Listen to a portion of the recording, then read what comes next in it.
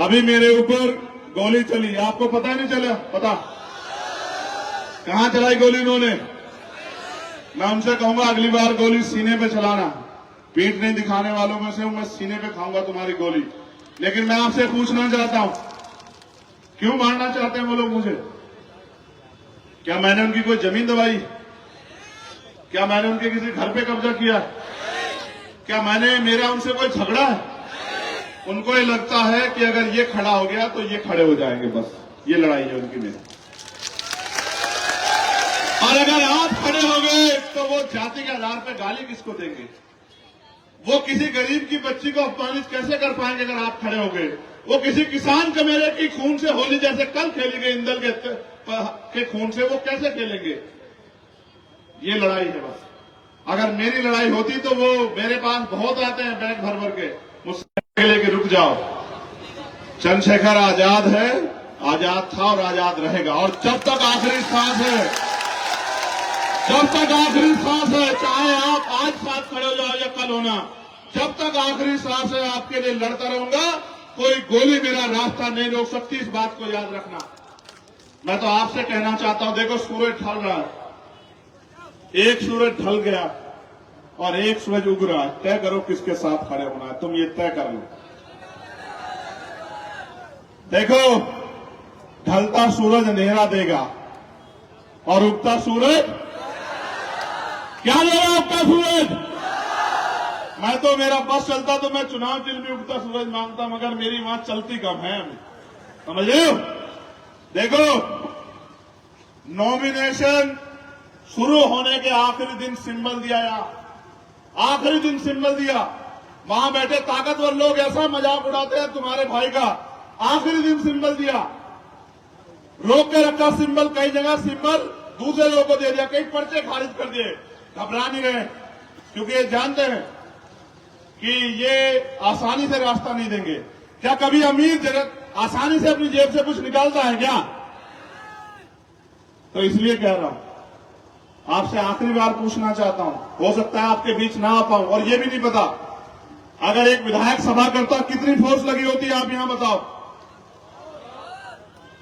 ये मेरे पुलिस के 3, 3, 6, 3, 9, 10, 11, 15 एक भाई लगाए, और वो भी बेचारे वहां खड़े हैं, कह रहे हैं कि सभा सुबह करके चला जाएगा। छोड़ दो, यहां इस भीड़ में कोई भी जिस तरह के हालात हैं कोई नुकसान पहुंचा सकता है, लेकिन तुम्हारी जिंदगी से किसी को फर्क नहीं पड़ता। तुम मरो या जियो, इससे कोई फर्क नहीं पड़ता। ये जिम्मेदारी तुम्हारी है। तुम ये सोचते हो ये बेचारे रक्षा करेंगे, तुम्हें करनी है रक्षा।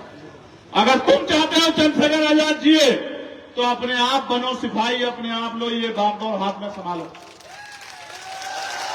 मैं उनकी गलती नहीं निकालता, क्योंकि वो तो बेचारे सरकार के साथ चलेंगे, मगर मैं उनको भी कहना चाहता हूं, मेरे साथियों, तुम भी हमारे बीच के रुक जाओ।